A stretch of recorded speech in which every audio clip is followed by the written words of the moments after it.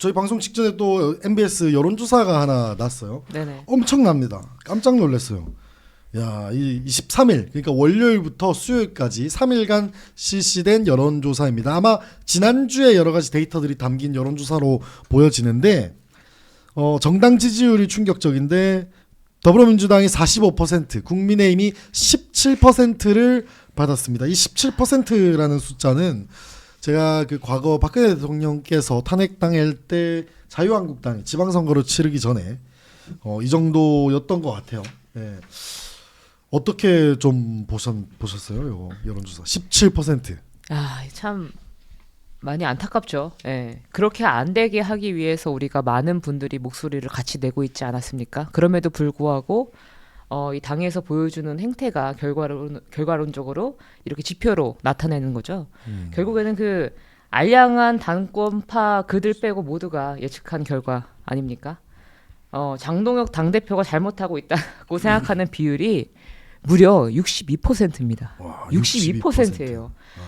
그런데도 뭐라고 계속 얘기하죠? 자꾸 뭐 110만 당원이 뽑은 대표다 뭐 이런 식으로 말씀들을 하시는데 그리고 또 장동혁 당대표가 압도적인 지지로 당선되지 않았습니다. 어떻게 당선이 됐죠? 그 격차는 김문수 후보와 격차는 당시에 0.54%포인트였어요. 네, 그 차이밖에 안 났는데도 불구하고 무슨 절대적인 지지를 받은 수령님처럼 생각하고 당 운영은 또 어떻게 합니까? 지금 거의 공산당처럼 운영하고 있습니다. 그 알량한 권력에 충성하는 정치인들과 스피커분들을 보면 제가 아직 뭐 보이기보다는 생각보다 나이가 좀 어리지만 죄송한 말씀인데요. 정말로 한심하다는 말씀 드리고 싶습니다. 네. 이게 아직도 우물에서 여기가 안전하다고 우리의 목소리가 이 세상을 지배하고 있다고 착각들을 하고 계신 거죠. 세상은 우물이 아니지 않습니까? 우물 밖으로 나오셔서 밖에서 어떠한 이야기를 하고 있는지 좀 제대로 들으시고 바뀌어야죠. 안 그러면은 더 떨어질 겁니다. 정말로 각성하셔야 됩니다. 네. 어디 가서 목소리 들어야 될까요? 우물, 누구한테? 우물 밖으로 나와서 우물 국민의 밖으로. 목소리를 들어야죠. 네. 우리 보수의 심장 서문시장 가서 그때 어떻게 했습니까? 무슨 소리 들었죠? 아까도 얘기했지만 네. 당 꼬라지 보라고 얘기 하시지 않으셨습니까? 그런 얘기는 안 듣고 그냥 우물 속 안에서 그냥 우리가 옳다. 그렇게만 얘기하고 있으면은 앞으로는 계속 이렇게 지표가 나올 거라 저는 생각을 합니다.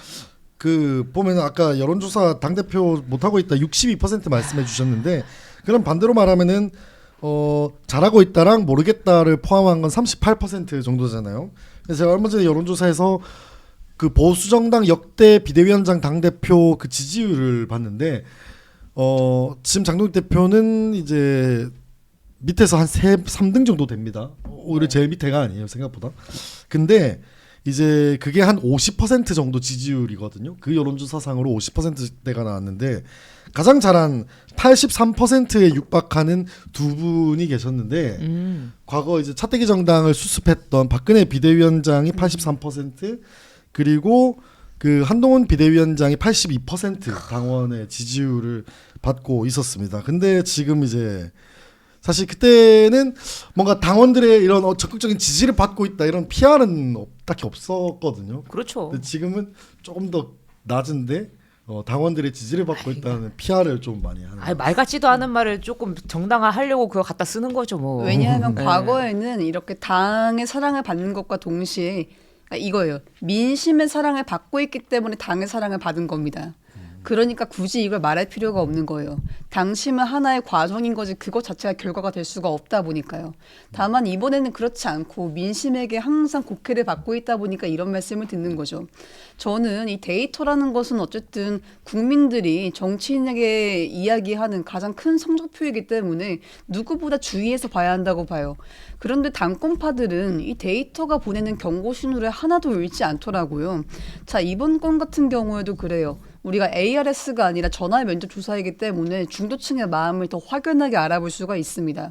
그 결과가 뭐죠? 민주당 45, 국민의힘 17, 거진 3배 차이입니다. 그리고 이게 세부적인 사항을 보면 더더욱 가관입니다.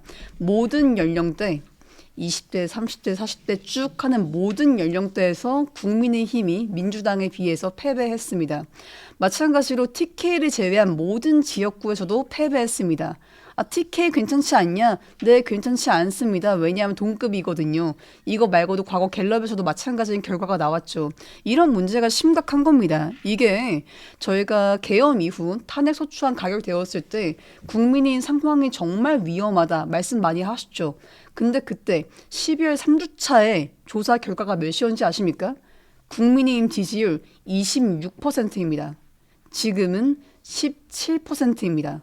9%포인트 차이예요. 이걸만 봐도 얼마나 위험하구나를 알 수가 있을 것 같아요. 그래서 저는 항상 하는 말이 있는데 만약에 누가 국민의힘의 미래를 묻건을 고개를 들어 조중동을 보게 하라. 이 말씀 정말 많이 합니다. 왜냐하면 소위 보수 언론이라고 하는 조중동마저 국민의힘을 비판하면 그건 정말 우리가 큰일 났구나 하면서 경각심을 가져야 되거든요. 근데 우리가 지난주였나요? 그때 결과 지난주에 윤절연하지 않는다 이런 말씀하신 다음에 조중동 사실 어떻게 났습니까? 조선일보 장 대표 그의 인식은 충격적이다. 중앙일보 대다수 국민의 상식을 부정하는 퇴행이다. 동아일보 윤절연 아닌 당 절단 놀이나 이런 말씀하니까 민심에서도 공격받고 언론에서도 공격받고 당내 비주류에게도 공격받고 이건 뭐 어떤 갈라파고스를 만들려고 하는 건지 좀 개탄스럽다 이런 생각이 듭니다. 네, 자 그러니까 정말 충격적인 17%는 모두에게 충격적일 텐데 아까 고개를 들어 조중동을 봐라 그랬는데 가서 이제 어깨를 톡톡 치면서 울어? 한번 해야지 울어? 뭐해? 왜 고개를 밑으로 가는 숙이고 거 아니에요? 왜 고개를 책상 밑으로 가서 울어? 야얘 운다 한번 해야 되는데 그 와중에 우리 또 이렇게 17% 충격이라고 베로니카님께서 거대 야당 꼬라지가 근데 이제 거대 야당 아닌 것 같고 야당이라고 표현하는 게 적절한 것 같습니다. 베로니카님이 이제 또 슈퍼챗 보내주셨습니다. 아유 감사합니다. 네, 근데 그리고 우리가 뭐 지금 이 상황이 즐거운 게 아니라 황당하고 어이가 없어요. 네. 예, 계속 그래서 지금까지 많은 사람들이 이야기하고 아까 말씀하신 조중동에서도 계속 경고를 냈잖아요. 그럼에도 불구하고 바뀌지 않는 모습에 그리고 앞으로도 바뀔 거란 희망이 없어요, 사실. 그걸 보면은 어이가 없어서 웃음이 나요. 예, 지금 상황에서 그래서 오해를 좀 안 하셨으면 좋겠습니다. 예. 네, 그러니까 이제 딜쿠샤님도 김혜진 남아경 화이팅 슈퍼챗 후원 보내주셨습니다. 너무나 소중한 동력이 됩니다. 그리고 우리 원영님께서 아주 화끈한 빨간색 슈퍼챗을 보내주셨는데 한 대표님이 대구든 부산이든 출마하면 그쪽이 신천지 천국이잖아요. 고성국 일당이 신도들 수만 명 이정시켜 국힘 후보에게 투표시킬 방해도 가능한 거죠. 분석 좀 부탁드려요라고 말씀해 주셨는데 요거는 이제 이렇게 또 슈퍼챗으로 질문을 해주시니까 제가 이렇게 답변을 감히 한번 드려보자면 고성국 일당 충분히 방해할 수 있죠. 뭐 김상진 일당도 고성국 일당도 반한파에 계신 많은 스피커들이 방해 공작에 나설 수 있습니다. 그러니까 어제 한동훈 대표께서 대구 가서 뭐라고 말씀하셨죠? 왜 후보지를 이렇게 왜 미리 말하냐 이렇게 말씀을 하시면서 노출을 시키지 않는 쪽으로 이렇게 말씀을 하셨습니다. 그게 제가 그래서 오늘 아까 데이터도 좀 봤는데 보궐선거구가 확정이 나는 것은 3월 6일입니다. 3월 5일까지 마지노선으로 공직자들이 사퇴를 해야만 이제 자기가 선거에 출마를 할 수가 있어요. 그래서 지금 배지를 달고 있는 사람들이 출마를 하려면 3월 5일까지 사퇴를 해야 됩니다. 그러면 3월 6일, 3월 7일 정도 되면은 보궐선거구 확정이 납니다. 예를 들면 전재수가 사퇴하는지 안 하는지 지금 99%인데 100%는 그날이 된다는 거죠. 그러면은 그날 이후로 이제 본격적으로 전략을 짤 텐데 전입신고 같은 경우는 합법적으로 했을 때 5월 16일까지입니다. 그래서 아마 그 전까지는 최대한 좀 연막 작전으로 하는 것도 유리할 수도 있고 아니면 사실 선거라는 게 미리 정말 인사도 열심히 하고 이런 정말 유권자들이랑 스킨십 기간 늘리는 것도 방법이잖아요. 그래서 아마 두 가지 전략으로 고민을 좀 하지 않을까. 그러면서 이제 두 번째 후자 전략으로 갔을 때는 이런 방해 공작이 들어올 수가 있죠. 근데 방해 공작 뭐 사실 뭐 효자손으로 등 끓는 정도 아닐까요? 저는 그렇게 봅니다. 이게 방해 공작은 어디에나 있을 겁니다. 그게 어떤 위장 전입을 시키든 뭐 여론조사에서 조직적으로 뭘 한다든지 이런 건 있을 거예요. 다만 중요한 거는 그들은 소수입니다. 뭐 10만 신천지든 뭐가 됐든지 간에 아니 뭐 100만 당원 이런 말씀을 하시지만 대한민국 국민들은 5천만 명이고 유권자는 4천만 명입니다. 지역구 내려간다고 해도 수십만 명 이상인 거죠. 전 그러면 그들이 아무리 득세한다고 해도 이 민심의 풍향을 바꿀 수가 없어요. 특히나 이게 어떤 애매한 정치인, 그러니까 그분들을 비하하는 게 아니라 다소 체급이 낮다고 평가되는 정치인분들의 경우 그런 것들을 쉽게 움직일 수 있습니다. 다만 체급이 높은 정치인들의 어떤 이런 선거는 저는 뭐 당내 경선이 아니라 지역구 아니면 뭐 지역구 총선, 보궐, 지선, 대선 이런 급들은 그런 세력들에 의해서 쉽게 움직일 수 없다고 생각을 해요. 그래서 민심의 바람을 받는다면요, 좀 충분히 가능할 거라고 봅니다. 저 같은 경우에는 아까 진행자님께서 말씀하셨듯이 뭐 인지도나 이런 거를 쌓기 위해서 미리 이제 인사를 하고 스킨십의 기간을 좀 늘려야 된다고 말씀하셨는데 사실 한동훈 전 대표는 그 작업보다도 다른 작업이 더 필요할 것 같고 그리고 저거 이 원영님께서 말씀해주신 대구든 부산이든 출마하면 그쪽이 신천지 천국이다. 저는 여기에 동의하진 않아요. 신천지 천국이라고 보기에는 좀 어렵고 우리 보수에서는 정말 고마운 곳이고 보수의 상징인 곳이니까 신천지라는 곳은 사실 우리 당에 들어와서 굉장히 해악을 끼친 것 같습니다. 그렇지만 지역에 특정된 게 아니라 이 전국적으로 봤을 때 그런 문제가 있는 것 같고 아까 뭐 방해 공작 얘기하셨는데 저는 방해 공작을 이길 수 있다고 봐요. 어떻게? 도움 공작이 더 많을 것이다. 저는 그렇게 생각을 합니다. 우리가 왜 내일 선문시장을 다들 기대하고 있잖아요. 그런 것들이 결국에는 방해 공작을 절대적으로 압도할 수 있게끔 이길 수 있다라고 저는 생각을 합니다. 네. 네네.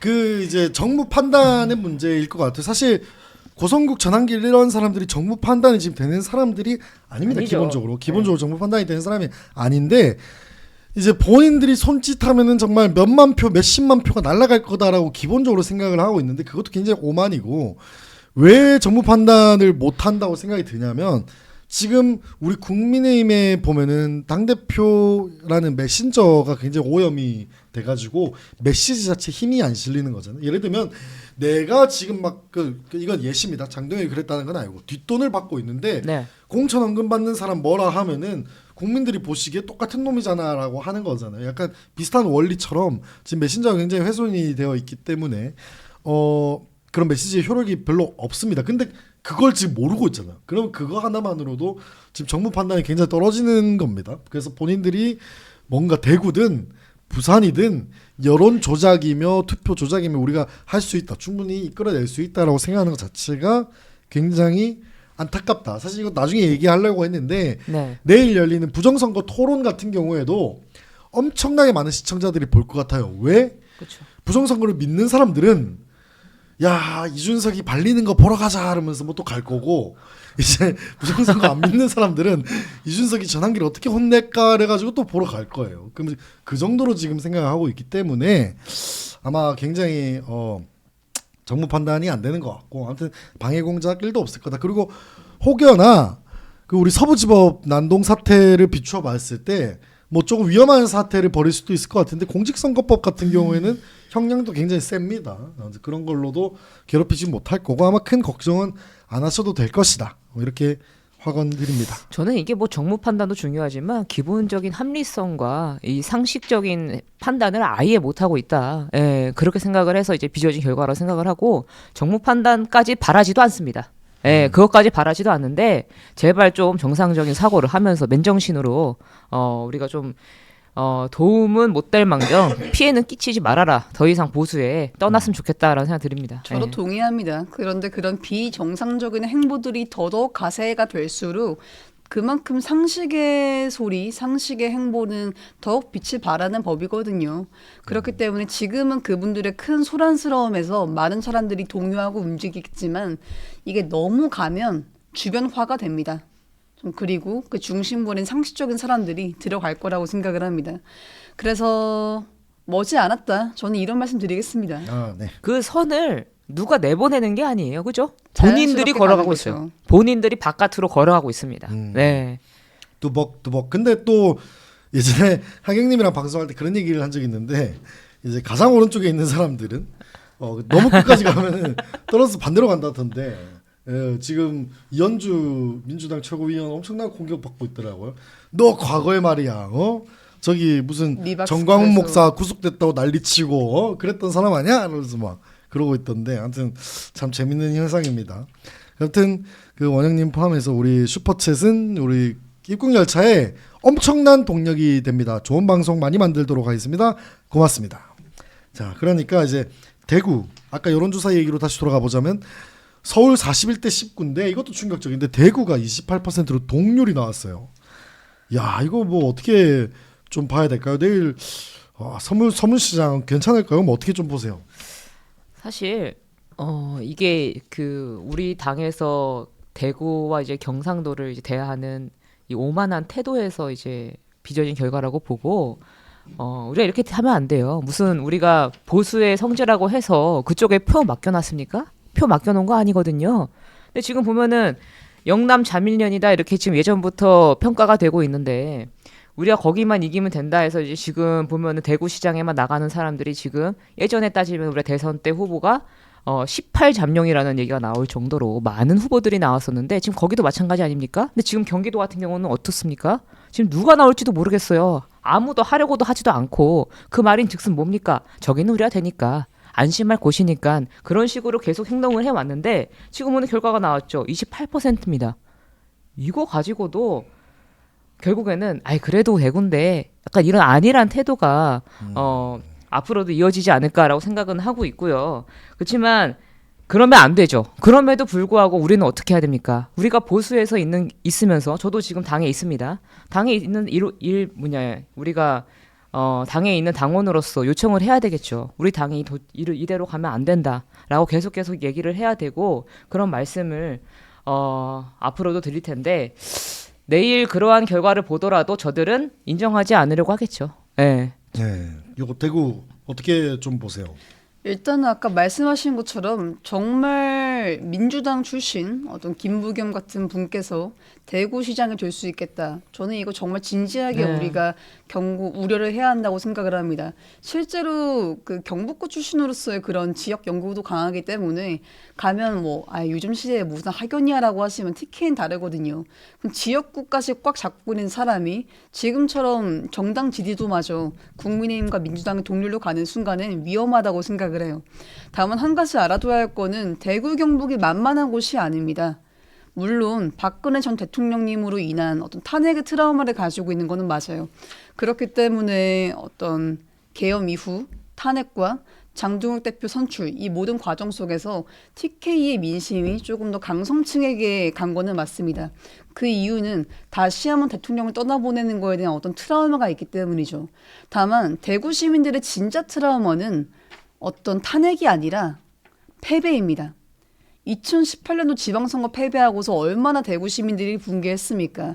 자, 그리고 왜 이준석이라는 사람이 당대표가 되었습니까? 박근혜 키즈로서 일종의 배신자로서 보일 만한 행보를 하긴 했죠. 그들이 말하는 배신자 프레임 속에서는.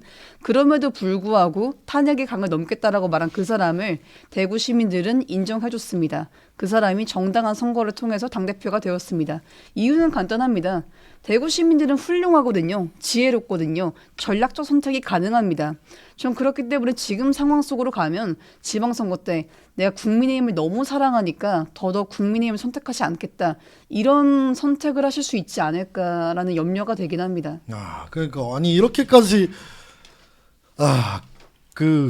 이 막 험한 말이 막 거친 말이 막 나올 수도 있을 것 같은데 막 이렇게까지 꼬라박을 때까지 뭐 했냐고 뭐 이런 그 비토들이 막 쏟아집니다. 아니 사회자님 그 본가가 그쪽 아니세요?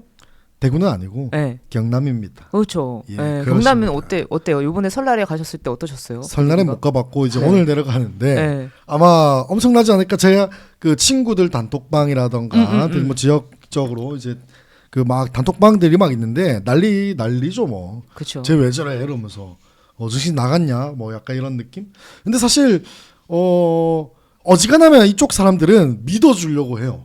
예를 들면 무슨 일이냐면 저도 비상계엄이 딱 커졌을 때 어때 친구들이랑 막 놀고 있었어요. 근데 이제 막 터졌을 때 야, 비상계엄을 선포하면 이게 뭐야 이러면서 야 그럼 이거 단수되고 막 단전되고 그런 건가 이러면서 야씨 뭐 윤카가 다 뜻이 있겠지 뭐 이랬는데 그쵸. 갑자기 한동훈 대표가 불법 비상계엄을 막겠습니다는 야 이거 이상한 계엄인가 본데 이래가지고 그때부터 이제 막 생각이 들었어요. 그러니까 처음에는 우리도 이상한 그런 선포를 해도 믿으려고 하는 거지 이쪽 사람들은. 근데 이제 좀 파헤쳐 보면은 이제 갖다 버려 약간 이런 느낌이 있어요.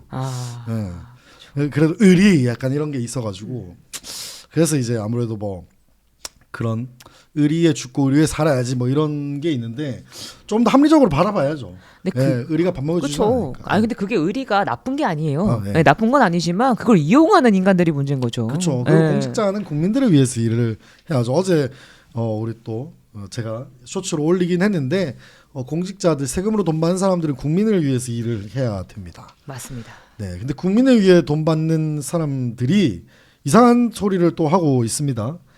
대구의 한동훈 대표와 함께 이렇게 수행을 하고 동행을 하는 사람들을 윤리위에 제소시키겠다. 정말 제가 아까 유튜브 봤는데 이걸로 지금 도배가 되어 있어요. 이 주제로. 정말 파격적인 주제라는 거죠. 그래서 도대체 무슨 근거로 징계를 하겠다는 건지도 모르겠어요. 어떻게 보세요? 저는 이걸 보면서 그 신화 이야기가 떠올랐어요. 프로크루테스의 침대라는 이야기가 있는데 이게 뭐냐면 프로크루테스는 누구에게나 그 꼭 맞는 침대가 있다면 손님들을 유혹합니다. 그러나 실제로는 침대에 그 몸을 맞추기 위해 그 팔다리를 자르거나 맞지 않으면 몸을 늘려요. 네, 그러면서 이제 억지로 고통을 가합니다. 이 기준이 어디에 있냐면요. 사람한테 있는 게 아니라 침대에 있는 거죠. 저는 그래서 이 윤석열 전 대통령과 지금까지 이어지는 저는 이 사람들을 윤앤장, 윤장파 이렇게 보고 있는데 이 사람들을 보면 본인들의 권력과 정치적 생명을 이 프로크루테스의 침대처럼 기준을 놓고 있어요. 네, 그래서 이러한 기준에서는 그 민심과 보수 그리고 합리성, 사실과 헌법, 상식 등을 파괴하고 있어요. 팔다리 자르고 이렇게 하는 것처럼. 예, 저는 그래서 요거를 보면서 그럼에도 불구하고 인류는 어땠습니까? 여러 시행착오를 통해서 발전하고 성장하지 않았습니까? 이 대한민국 또한 마찬가지죠. 절대적으로 비상식적이고 비합리적인 토대 위에서는 이 세워진 권위는 망하기 마련이라고 생각을 하고요. 저는 이 윤앤장이 잘한 일이 무엇일까라고 생각을 해봤어요. 과연 이들이 그럼에도 불구하고 이 사회에서 이 사람들이 행한 행동으로 인해서 조금 좋은 점이 뭐가 있을까라고 쥐어짜면서 생각을 해봤는데 하나 있더라고요. 뭐가 있죠? 그게 뭐냐? 네. 바로 이 오랫동안 잠식했던 이 보수의 문제들을 스크리닝한 거죠. 그래서 이 사람들이 고성능 MRI다. 예. 저는 그렇게 생각을 해요. 그래서 우리가 이 고성능 MRI를 통해서 질병을 찾아낸 겁니다. 네. 이 문제점들을 다 이번에 민낯을 확 드러나게 했죠. 그래서 저희는 이거를 헌법과 사실 그리고 이 상식이라는 이 치료를 통해서 다시 건강한 보수로 재건이 되어야 한다. 그리고 아까 말씀하셨듯이 이 친장동혁계 친장이 맞나 싶어요. 저는 그냥 윤앤장, 윤앤장 이런 느낌이고 윤장파가 이 제소를 하겠다. 뭐 한다는데 어떡합니까? 지금까지 그렇게 했잖아요. 맨날 그렇게 협박하고 겁박했잖아요. 할 수도 있을 것 같아요. 해 보십시오. 어떻게 되나? 지금 네. 그렇죠. 그렇죠. 이게 어제 우재준 의원님이 대구에 내려간 한동훈 대표님이랑 함께 뭐 길을 걷는 사진이 많이 보도가 되었잖아요. 네, 맞아요. 그 다음에 이상규 위원장께서 말씀하셨죠. 우리 당과 경쟁 가능성이 있는 무소속 인사를 지원하는 것은 해당 행위다라고 하면서 윤리위 징계에 대한 어떤 준비를 하신 것과 다름이 없는데 듣기로는 이게 당원 2만 5천 명을 준비해서 서명을 받아서 윤리위 징계를 하겠다 이런 이야기가 좀 돌더라고요. 저도 여기에 대해서 뭐 하라 이런 말씀 드리고 싶고요. 이걸 뭐 27일 날에 내일이죠. 한동훈 대표님 대구 서문시장에 함께 동행하는 10명 정도의 의원들을 전부 다 자를 것 같다는 생각은 드는데 그렇게 자르고 잘라버립시오. 어디까지 갔냐 봅시다. 이 말씀 드립니다. 그리고 한 말까지 말씀을 드리고 싶어요. 이상규 위원장께서 이런 주장할 수 있다고 생각을 합니다.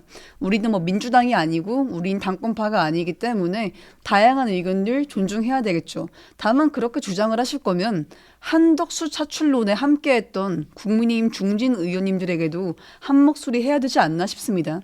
특히나 지방선거 앞두고 뭐가 제일 중요하죠? 공감위원장이 중요합니다. 근데 이정현 공감위원장께서 한덕수 차출론대 힘을 실어주었습니다. 함께 하셨습니다. 그 당시 그분이 국민의힘 당적 가지고 있었습니다. 그러면 이분에 대해서 먼저 말씀하셔야 되는 거 아닙니까? 지금 뭐 그게 아니라 힘없는 사람들에게 이렇게 말씀하시는 걸 보면 정말 강약 약강의 표본이다 이런 말씀을 드리고요. 여기에 대해서 이제 뭐 김재현 최고, 양자 최고는 뭐 그럴 일이 없다 이렇게 말씀하셨는데요. 장 대표께서는 묵묵부답이시죠. 그러면 전 장 대표께서는 하실 수 있다 이렇게 봅니다. 왜냐하면 이상규 위원장은 장 대표의 입이거든요. 진짜 대변인이거든요. 한동훈 대표 징계를 찬성하고 주도하였고 장 대표 사퇴를 촉구한 당협위원장의 규탄하였고 대놓고 뭐 오세훈 시장 가지고는 서울시장 못 이긴다 이런 말씀하셨거든요. 장 대표의 진짜 속마음을 꺼내준 장 대표의 대변인이십니다. 근데 한 가지 안타까운 거는 이렇게 열심히 그의 충신 노릇을 하고 있는데 그 흔한 당직 하나 못 받는 걸 보니까 참 이분은 관운이 안 따르는 분이구나 하는 후배로서의 안타까움은 드네요. 아 그러니까 아니 근데 이 이상규 위원장 같은 경우에는 그쵸. 예, 장동혁 대표도 그렇습니다. 장동혁 대표가 김문수 후보 예비 캠프에 있다가 사무총장이었나요? 예비 캠프로 있다가 이제 본 후보가 되자마자 나오면서 내 역할은 여기까지 이러면서 단일화를 미는 쪽으로 갔지 않습니까? 그때 이제 단일화를 막 열심히 밀던 사람이 김미애 의원, 권성동 의원 막 단식까지 하면서 단일화해라 이러고 있고 이상규 위원장 같은 분들은 한덕수 무소속 캠프에 가가지고 같이 다녔지 않습니까? 그러면은 그러니까 이제 그거부터 먼저 선결을 하고 이렇게 좀 이런 이야기를 해야 되지 않나? 그러니까 이게 메신저의 이런 명분인 것 같아요. 아까 말했듯이 그 예전에 누가 그랬죠? 윤한홍 의원인가요? 뭐 묻은 게야 나무라면 안 된다. 뭐 이런 표현인 것 같죠. 어젠가 그때 필리버스터 할 때도 첫 주자로 나선 게 윤하온 의원님이었는데 그분도 말씀하시더라고요. 민주당 정부가 이렇게 잘못하고 있는데 우리 당이 지금 우리 당의 꼬라지를 봐라.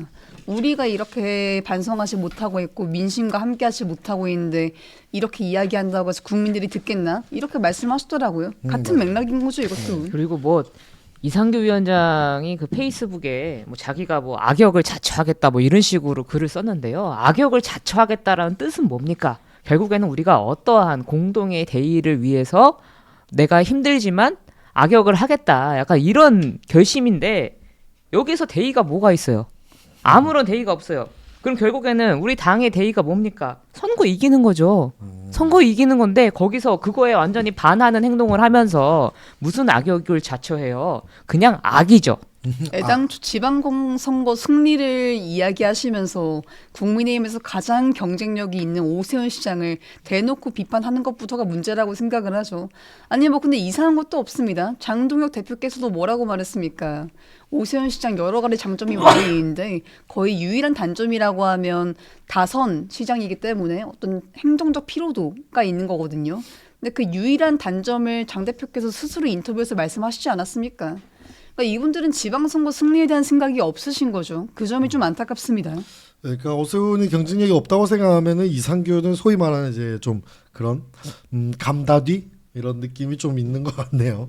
네, 근데 이제 제가 아까 저도 기사도 보니까 한 10명 정도 의원들이 내일 서울시장에 동행을 할 것 같아요.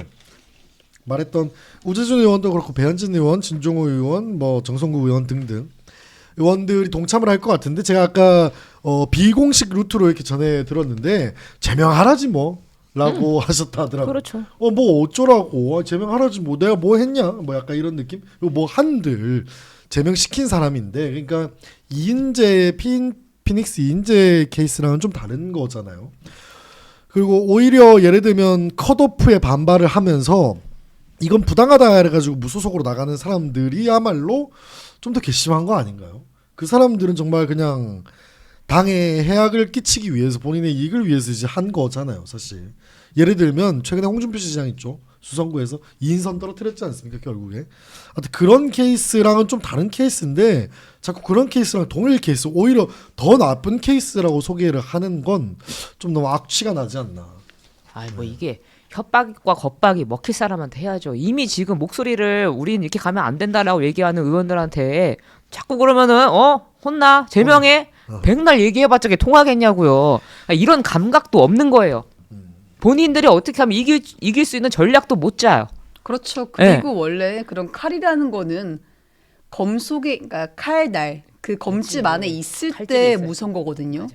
그게 그냥 요 안에 있으면 언제 열어서 꺼내지? 언제 열어서 꺼낸 다음에 내 목을 베지? 한 두려움 때문에 행동하지 못하는데 이미 내 옆에 있는 사람들 목을 다 베어버렸어요. 내 차례가 싹 보이는 거예요. 그럼 뭐가 겁나요? 거기에서 야 그래 죽여봐라 하면서 소리 낼 수밖에 없죠. 그러니까 이미 윤리위를 통해서 그러니까 윤리위 정치라는 걸 새로운 문법을 만드셨거든요. 이 문법을 계속 강행하고 있기 때문에 더 이상 그런 겁박과 협박 통하지 않을 거라고 봅니다. 이 요새 이 전국에서 제명당하는 거는 훈장이에요. 그러니까 이제 오늘 또 중진 의원들이 간담회를 했죠. 뭐 사실 기대는 없습니다만은 윤상현 의원이 또 SNS에 어제 글을 썼어요. 자, 제가 글을 좀 근데 제가 방금 윤상현이라고 얘기를 안 할 걸 그랬어요. 이 글만 봤을 때는 누가 쓴지 모를 만큼 명문입니다. 자, 잠깐 읽어보자면 동료를 징계하겠다는 발상은 어느 쪽이든 당을 병들게 할 뿐이다. 당의 진로와 지도부의 책임을 논의하고 의견을 개진하는 것은 해당 행위가 아니라 당내 민주주의의 본질이다. 자신들과 입장이 다르다고 이를 징계로 막겠다는 발상은 공당의 기본 원리와도 맞지 않는다. 스스로 입을 막고 귀를 닫는 자해 정치이다. 밖으로는 여당을 비판하면서 안으로는 비판을 금하는 정당이라면 누가 우리의 말을 신뢰하겠느냐. 서로 입장이 다르고 생각이 다르다고 동지를 윤리위에 세우는 정당이라면 그것은 공당이 아니라 폐쇄적인 이익 집단에 불과하다. 와, 글만 보면은 이건 거의 혹시 새시선 모두 발언이라고 봐도 혹시 이거 한동훈 대표님이 쓰신 글 뭐 잘못 올라간 거 아니죠? 네, 그러니까 메신저를 가리고 보면 블라인드 테스트 하면은 못 찾을 만한 지문이 없어진 글입니다. 네, 이 글에 어떻게 생각하세요, 윤상현 의원?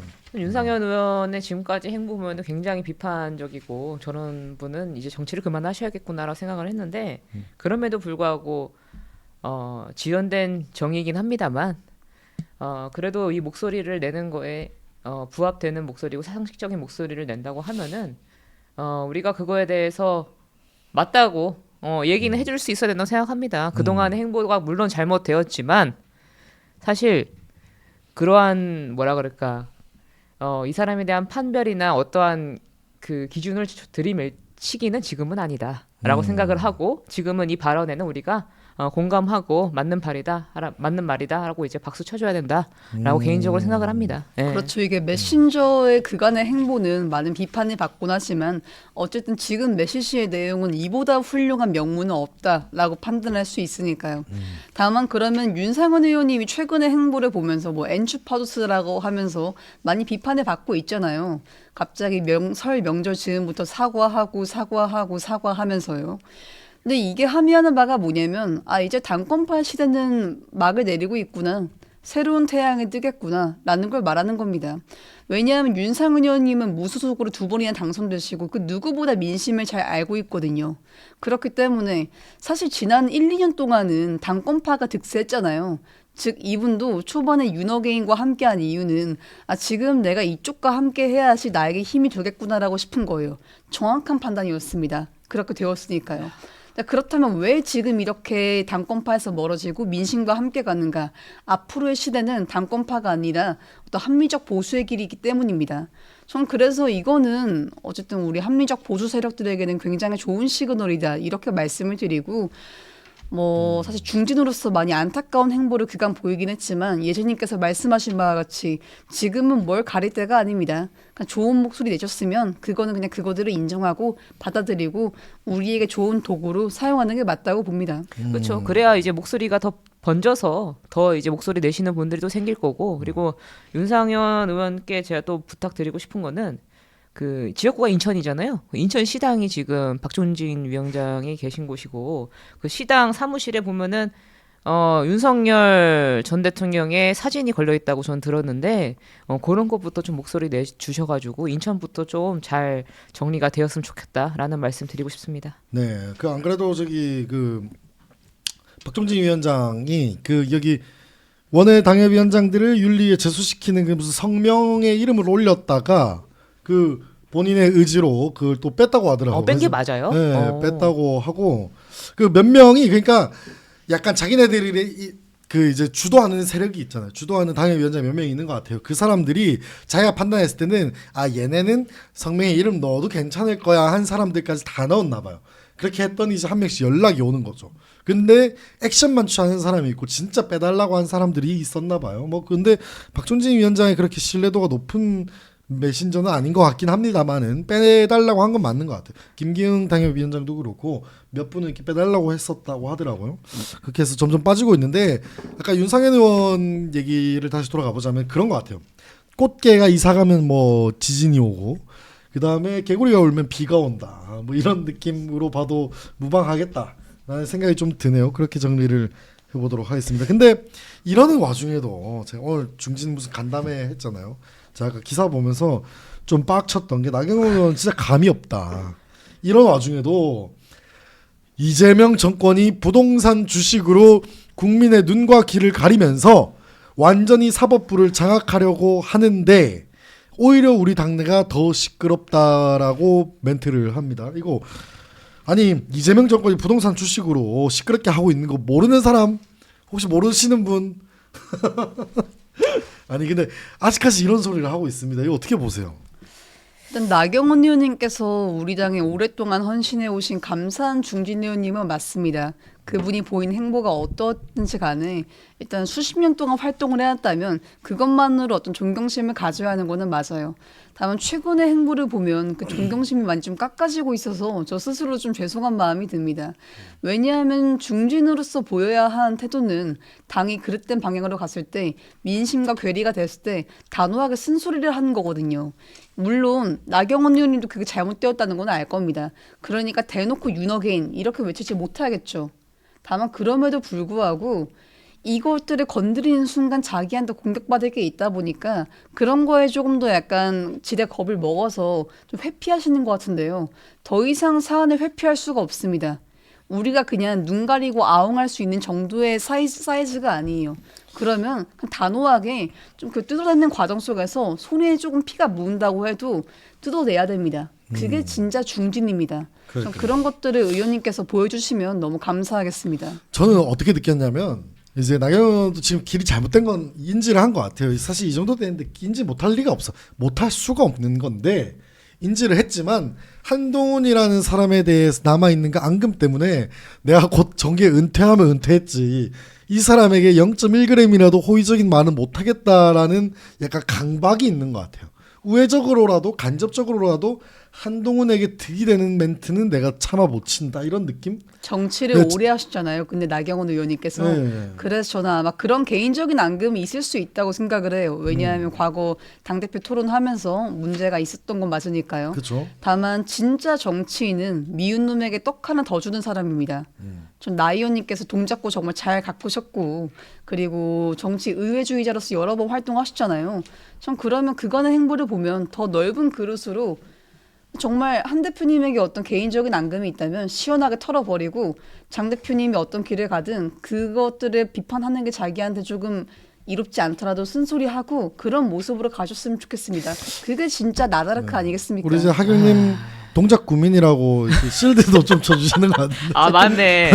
동작구 을입니다. 제가 지금. 제가 사실 이 나경원 의원님이 이제 하시는 말씀들을 보면 항상 피곤해요. 예, 이제는 더 이상 피곤하고 아무런 효용감이 없다라고 생각을 하고 지금 우리가 가장 머릿속에 남아있는 게 뭘까요? 나경원 의원의 지금까지 한 발언 중에 계몽령을 알려주신 전환기 선생님 이게 가장 강력하게 남아있지 않겠어요? 그러면 그 말을 상쇄하려면 어떻게 해야 되죠? 아까 하경님께서 말씀하셨듯이 당에 대해서 중진으로서 쓴소리 해야죠. 그래야 경감이 될까 말까예요. 윤상현 의원도 지금 이렇게 노력하고 있는데 우리가 그 전에 보여줬던 행태들에 대해서 아직까지 완전히 잊지 못하는 것처럼요. 그렇지만 이런 노력을 해야 된다라고 저는 개인적으로 생각을 하고 이 나 의원님 같은 경우에는 왜 이렇게 됐는지는 사실 아까 뭐 말씀하셨다시피 뭐 그렇게 한동훈 전 대표에 대한 생각 얘기하셨는데 아 이게 남의 떡이 커 보인다고 야 쟤 떡 봐라 쟤 떡 엄청 크다 이 비판하고 왜 나보다 쟤 떡이 더 크냐 계속 얘기해봤자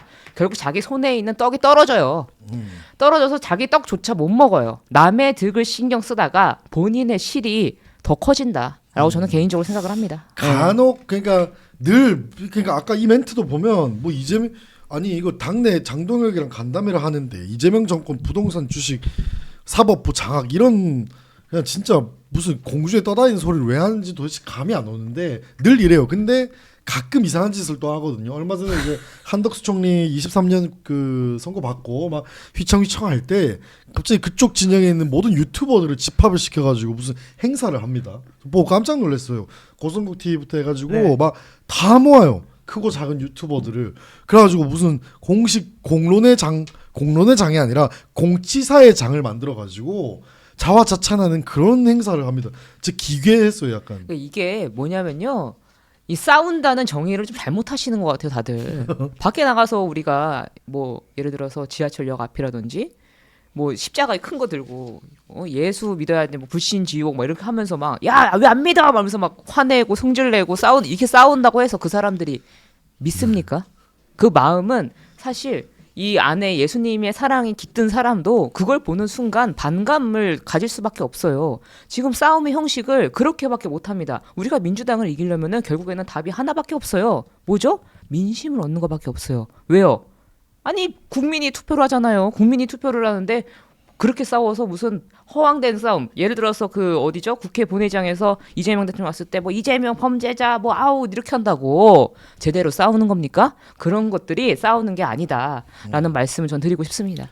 그러니까요. 예를 들면 이제 이재명 정권이 여러 가지 마음에 안 드는 부분들 지적할 수 있습니다. 근데 너무 캐치프레이즈나 이런 그런 그 프로파간다 형식이 너무 좀 붕 떠 있는 느낌이 나죠. 그러니까 이재명 범죄자다 재판 받아라.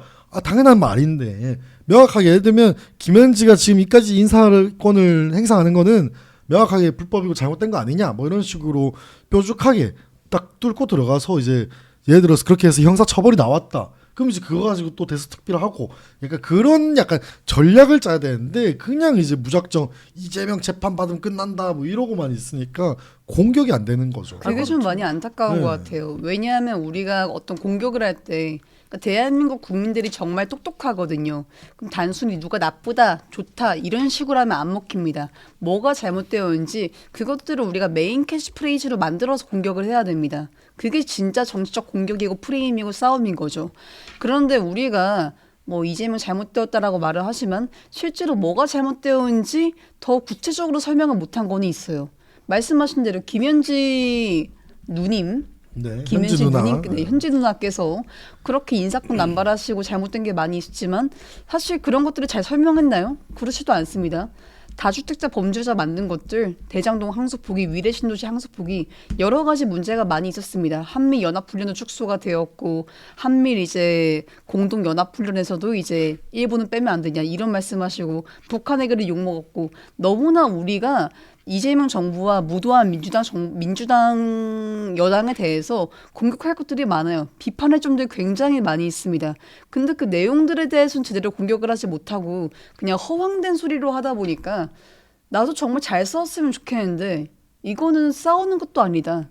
칼을 휘두르고 있는 건데 이거는 서슬퍼런 칼날이 아니라 장난감 칼이다. 이런 생각이 듭니다. 네. 그리고 저는 이게 지금 보면은 지금까지 우리 정치권이 이 국민을 대하는 태도를 보면은 그간 이 불안 심리를 많이 자극을 해서 쟤네가 되면 이렇게 됩니다. 쟤네가 되면 우리가 나라가 망할 것입니다. 이런 불안 심리를 많이 자극을 해서 이득을 많이 봤죠.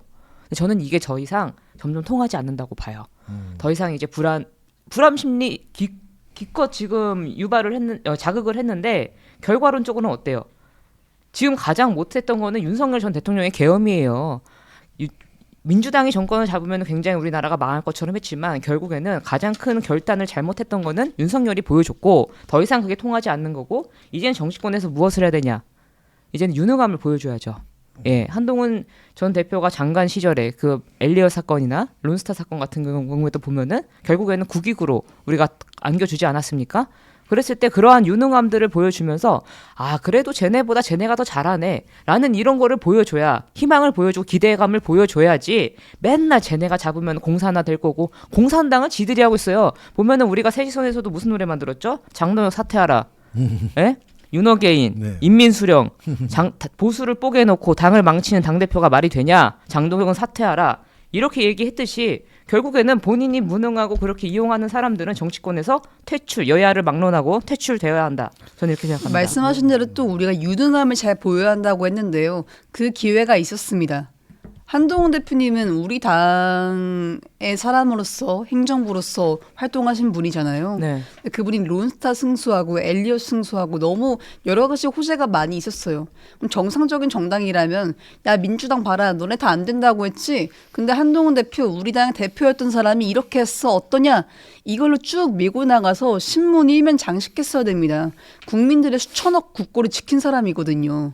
근데 이거에 대해서 우리 정당인이 뭐 했나요? 론스타 승수할 때는 한동훈 대표의 덕이 아니라면서 내려치기 했죠. 엘리엇 승수. 이건 더 이상 내려치기 할 수 없다 보니까 입을 꾹 다물고 있습니다.